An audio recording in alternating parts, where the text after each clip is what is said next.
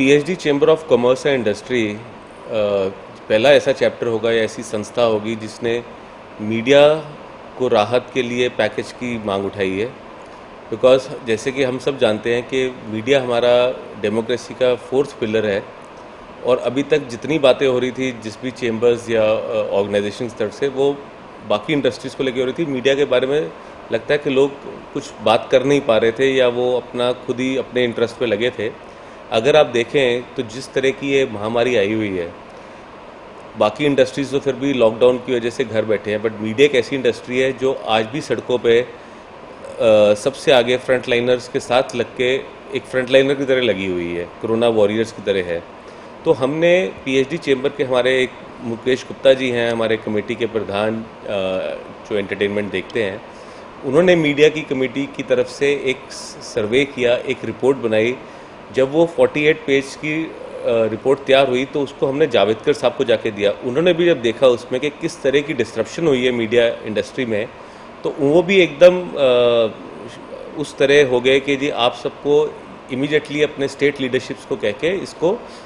मुख्यमंत्रियों के पास भी पहुंचाना चाहिए, और हमें ये एक यूनाइटेड आवाज़ मीडिया इंडस्ट्री को बचाने के लिए उठानी चाहिए। उसी की पहल करते हुए पंजाब की तरफ से मैं एज चेयरमैन, हमने मुख्यमंत्री जी को परसों ये रिप्रेजेंटेशन भेजा है, साथ में उनको मीडिया रिपोर्ट भी हमने दी है, और उनको हमने रिक्वेस्ट किया है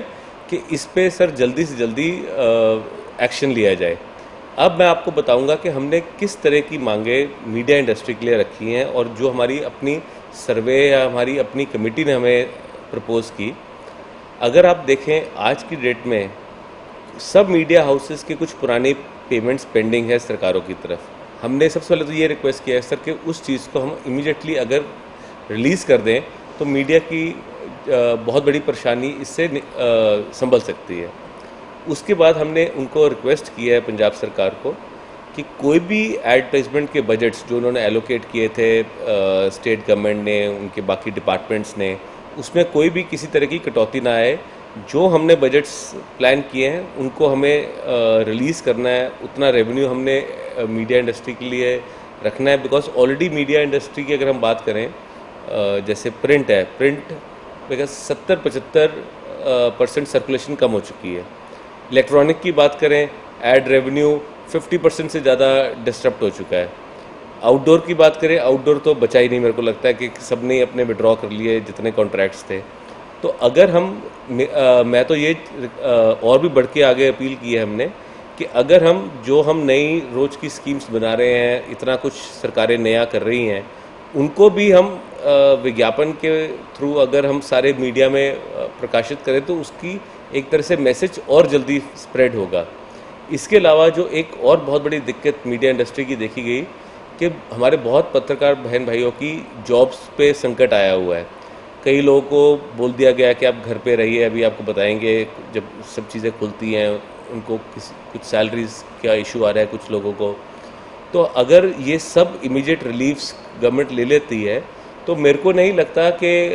हमारा कोई भी ऐसा साथी होगा जिसको घर बैठने की ज़रूरत होगी, सबको अपना काम वापस मिल जाएगा। तो इस चीज़ को सबसे ज़्यादा प्रायोरिटी देते हुए, और अगर जो हमने एक 5वीं रिक्वेस्ट अपनी तरफ से सरकार को भेजी है, और बढ़कर अगर पंजाब सरकार एक एग्जाम्पल सेट करना चाहे तो हम अगर सरकार की तरफ से कोई मेडिकल इंश्योरेंस अपनी मीडिया इंडस्ट्री के बहन भाइयों के लिए कर सकें, उससे एक तरह से उनको एक सेंस ऑफ बिलोंगिंग भी लगेगा, जी हाँ हम पंजाब में रहते हैं और पंजाब सरकार ने हमारा ध्यान किया, और साथ में उनको एक निजी तौर पे बेनिफिट भी मिलेगा। तो अगर हम इस तरह के ये सारे एक्शंस लेते हैं मीडिया इंडस्ट्री के लिए, तो मैं नहीं समझता कि हम इस, बिकॉज पंजाब की इंडस्ट्री अगर आप देखें मीडिया की, सिर्फ हम इलेक्ट्रॉनिक या ये, अगर हम फिल्म इंडस्ट्री की बात भी करें तो एक बहुत बड़ी इंडस्ट्री है और उसकी पहचान बहुत अच्छी है। तो और सबसे ज़्यादा मेरे ख्याल से पंजाबी चैनल्स की रीच ही होगी ऑल ओवर वर्ल्ड, बिकॉज चाहे वो न्यूज़ हो, चाहे वो म्यूज़िक हो, चाहे वो फिल्म हो, बिकॉज हर जगह पंजाबी भाई बहन हमारे हर कंट्री में, हर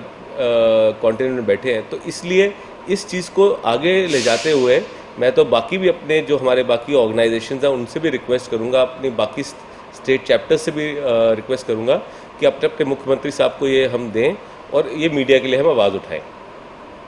सर ये तो चलो स्टेट गवर्नमेंट की बात है, और अगर जो सेंटर की बात करी जाए तो वहाँ पे भी कोई आवाज़ का कुछ है कि आपने लिखा हो? हाँ जी, हाँ जी। हमारे जैसे कि आपको मैंने बताया, हमारे जो कमेटी के इस मीडिया कमेटी के प्रेसिडेंट हैं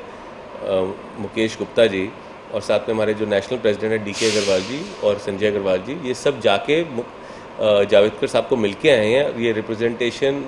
और मीडिया रिपोर्ट के साथ देख के आए हैं, और जावेदकर जी ने पूरा विश्वास दिलाया कि वो इसमें पूरा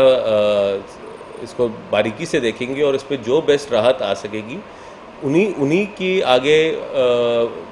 उस मैसेज को बढ़ाते हुए उन्होंने ही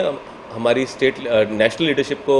रिक्वेस्ट किया कि आप अपने स्टेट लीडरशिप्स को बोलिए कि अपने लोकल लेवल पे भी चीफ मिनिस्टर्स के माध्यम से इस चीज़ को उठाएं। और मैं नहीं समझता कि आज की डेट में जिस तरह की मीडिया की एक तरह से पार्ट ऑफ डेली लाइफ है सबके लिए, चाहे वो कोई बिजनेस है चाहे हाउस होल्ड है, तो कोई भी इग्नोर कर सकता है मीडिया की। ये तो ठीक है, हमें इस चीज़ का मौका मिला कि हम मीडिया के लिए आवाज़ उठा सकें, और बड़े खुशकिस्मत समझते हैं हम अपने आप को पीएचडी चैम्बर की तरफ से कि हमें पहली बार कुछ अपने मीडिया के साथियों के लिए भी करने के लिए हमें कुछ ऐसा काम मिला। पर मैं इस चीज़ को यहाँ नहीं रोकना चाहूँगा, मैं सबसे अपील करना चाहूँगा